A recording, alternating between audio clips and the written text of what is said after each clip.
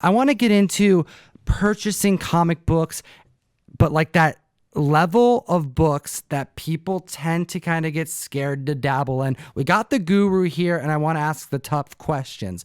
Jeff, we were chatting about a deal that you made recently, and you were telling me about some books. You threw in, like, I believe it was a Superman 11 into the conversation, so we'll get into it. But in this conversation, I had asked you, oh, what did you pay for the books? I wanted to know what you paid. And you had mentioned the prices, and then you also mentioned some trade that was part of the deal. And that got me thinking about this as a theme for a video, the trade aspect. You got into a big deal and trading was a big part of it. And sometimes I know that this is true, that the trade is just as important as the cash aspect of the deal. And that is not something that is common in business. I want to get into it. Jeff, how important is trade in high level comic book sales and collecting? It's really a huge part. And I don't know if people realize that, but that's what we talk about when we talk about buying books and moving up, because you can have other things to trade when you don't have that full cash value that is so hard for a lot of people to just come up with. So there are many deals, and dealers do this. A lot of just collectors do it. You want to buy a $40,000 book, $50,000 book. It's not so much that you're going to come with a suitcase full of money. That's not generally the situation. Okay, what happens is somebody brings you value in a trade and cash on top of that, or some type of payment plan and a trade, or just a payment plan if that's the situation. But for exchange of comics for more comics, it's very, very common for that to happen. And obviously it's going to lean more towards the retailer side because, it's not cash and it's them having to also try to move another product, and it has to be some wiggle room there.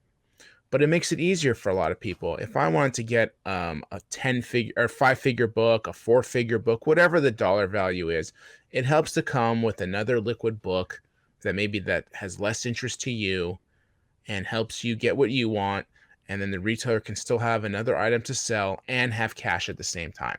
Let's get into specific examples. And if it's okay, I would like to take the conversation that we were having and have it here on the mic with the particular books that you dealt with, and maybe you can tell us some pricing. Give the community some examples of how some deals go down. So I had a book. It was a $12,000 book. Okay. And I was hoping to get that in cash, but that wasn't going to happen. All right. Especially at times like this, it's not that easy. So in turn, I took a large portion of that in money, and then the difference, I took that in a book. Okay, so that book just happened to be a Superman 11. That was a CGC 7.5. I'm not usually a huge Superman fan.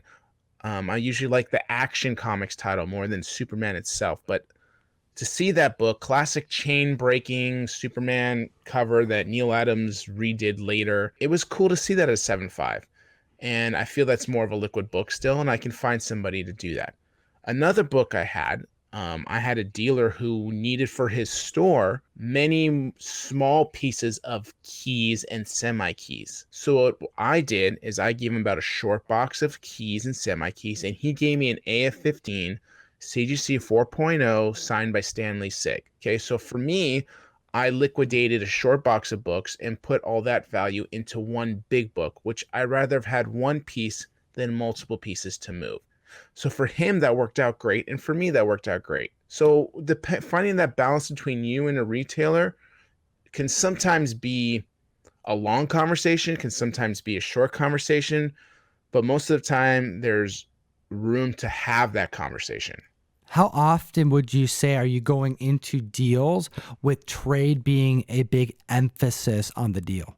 I don't usually like to do that. I like to keep it as clean as possible, but that's me. And for a lot of people, it's going to have to be a trade situation. It's just what it is. If you want a big book that gets to $10,000, and I'll be honest with you, it's common.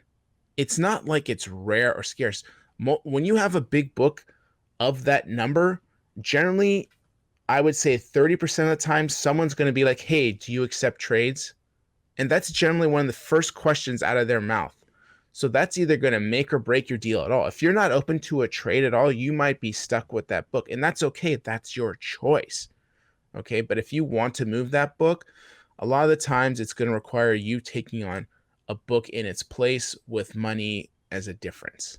Now, I gotta ask though, have you ever been in a position where you've been asked to trade something that was just off the table, or maybe even something that you ended up trading and you look back on it and you're like, oh my goodness, what was I thinking? And now you regret it. You know, most of the time with the trade, it's interesting. I will usually get approached first with garbage. Like somebody will give me like terrible books trying to make a deal, and it almost feels like I'm trying to get swindled. And that's already just like a waste of my time and puts me in a bad place. I'd say about 10 to 15% of the time, someone actually comes with a fair trade. They really want the book. They know they have value. They know there's value in the book they're getting, and they understand how it works. And that's always a better transaction, okay, and a better conversation for both parties.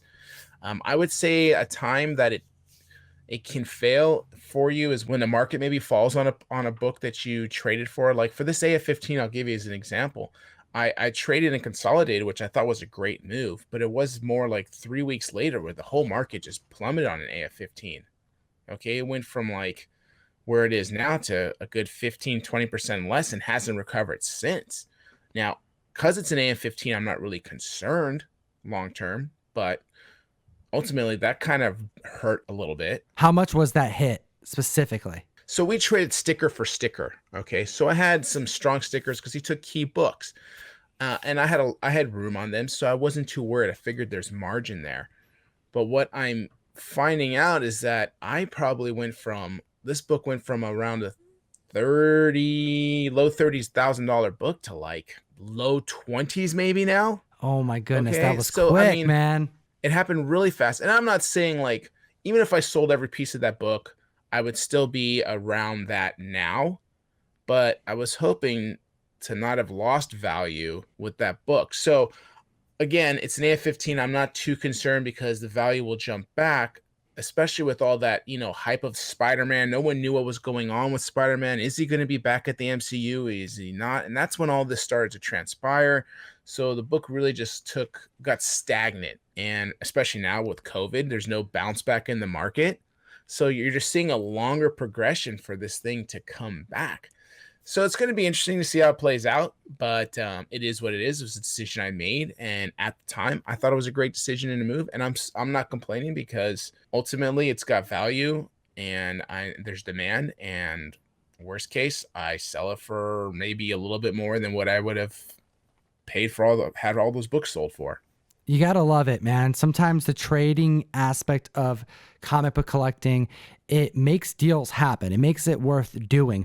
Sometimes you meet up with a person, you take the time. I can think of some examples in my head where you take the time to do it, you bring the comics out, and then you find out that trade wasn't even remotely close to something you'd be interested in. But I think that it's important that we can recognize both of those kinds of moments and make sure that the community knows that whether you're dealing with cheaper comics, modern comics, maybe, more minor keys or more average selling comics, or even high end comics, double, triple digits, that collectors across the board use trade and comics as a commodity in place for cash more times than you would expect. Absolutely true.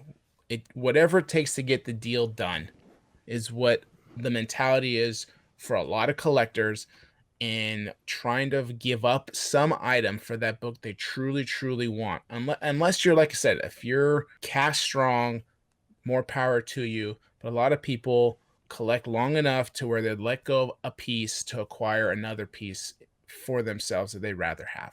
You ever trade to do a deal, to seal that deal, Comic Fam? I want to know in the comment section below. We'd love to hear from you.